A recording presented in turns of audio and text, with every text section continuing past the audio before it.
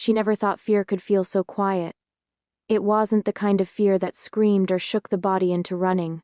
It was softer, slower, like something settling behind her ribs and refusing to leave, like a thought she could not unthink once it arrived. That was what it felt like lying next to him in the dark. At first, everything about him had felt like safety. He spoke gently, always measured, always calm, the kind of calm that made other people lean in closer instead of stepping back. When they met, she remembered thinking he was different from the chaos she had known before. He didn't interrupt, he didn't raise his voice, he listened in a way that made her feel important, seen, chosen, and being chosen by someone like him felt like winning something she didn't even know she was competing for. He remembered small things. The way she took her tea, the exact shade of her favorite color, the name of a childhood story she had only mentioned once. It made her feel like she existed in his mind even when she wasn't in the room. That kind of attention slowly becomes addictive when you have never had it before. So when he asked her to stay over more often, it didn't feel strange. It felt natural. When he suggested she leave a few things at his place, it felt practical. When he said she should just move in, it felt like love finally organizing itself into something permanent. That was how she ended up here. In his bed. In his apartment that always smelled faintly clean, almost too clean, like nothing unwanted was ever allowed to linger. The first nights, she slept deeply. There was comfort in his presence, in the steady rhythm of his breathing beside her. He never snored, never shifted too much. It was like sleeping next to someone who had trained himself to disappear completely in sleep. But then the details began to change. Small things at first. Things she tried to ignore. The way he would sometimes be awake when she turned over, just watching her in the dark without blinking. When she asked how long he had been awake, he would smile softly and say he just had trouble sleeping. The way he always locked the door twice, not once, twice, every single time. The way he never left anything out of place. Not a cup, not a book, not a single trace of disorder. Even his emotions felt arranged. She told herself these were not signs of anything, just habits. Everyone had habits. But habits have weight, and over time weight becomes pressure. It started with silence. Not normal silence, but the kind that felt intentional. When she spoke, he would listen without reacting too quickly, sometimes too slowly, as if he was measuring her words instead of hearing them. One night, she woke up and noticed something wrong in the room. It took her a moment to understand what it was.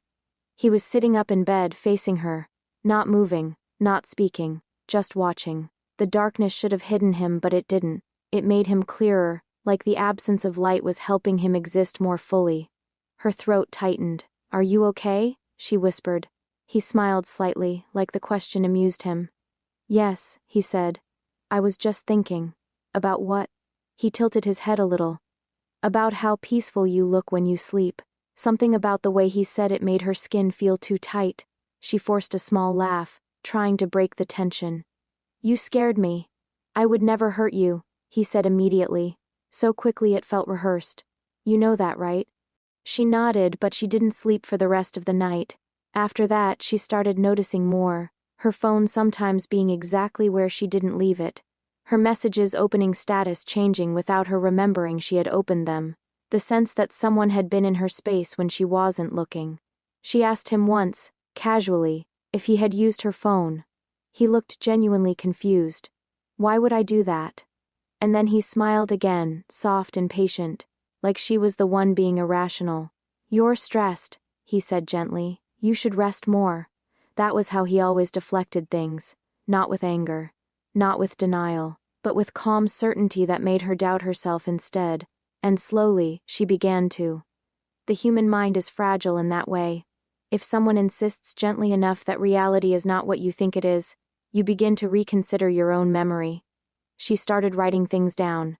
Small notes in her phone, times she felt uneasy, moments she could not explain, just to reassure herself she wasn't imagining it. But even that began to feel risky, because sometimes, when she opened her notes later, the wording had changed slightly, not dramatically. Just enough that she couldn't swear it had been the same before.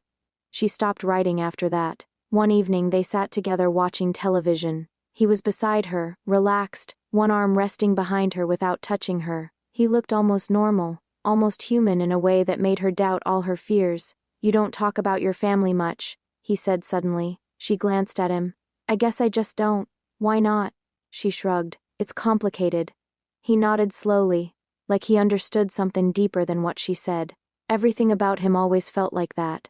Like he was reading something beneath her words that she herself couldn't see. Later that night she woke up again. This time he wasn't sitting up.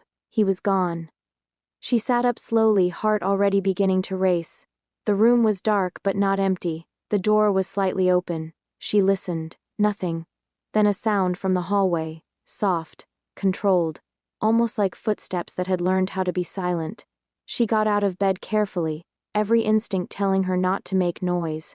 Her feet touched the cold floor. The air felt different outside the room, heavier somehow. She followed the sound. The apartment was dimly lit by a single light in the kitchen. He was standing there, back turned to her, doing something at the counter. She couldn't see what. For a moment she considered calling out to him, asking what he was doing, but something inside her stopped her. She stepped closer instead. And then she saw it. Not clearly at first, just fragments. Items laid out too carefully, not messy, not random, organized in a way that felt intentional in a deeply wrong way. Her breath caught. He turned his head slightly, as if he already knew she was there. You're awake, he said softly. She didn't answer. Her eyes stayed on the counter. What is that? She asked finally, though part of her already didn't want to hear the answer. He paused for a moment, then turned fully to face her. And he smiled. That same calm, patient smile. I didn't want you to see it like this, he said. Her entire body went cold. See what? She whispered. He stepped closer, slow and careful, like approaching something fragile. You've been uneasy lately, he said. I noticed. I always notice. Her mind raced, trying to find an explanation that didn't end where her instincts were pointing. I was just cleaning, he added gently. You always said you like things clean. That wasn't what she meant, and they both knew it. She took a step back. He didn't move.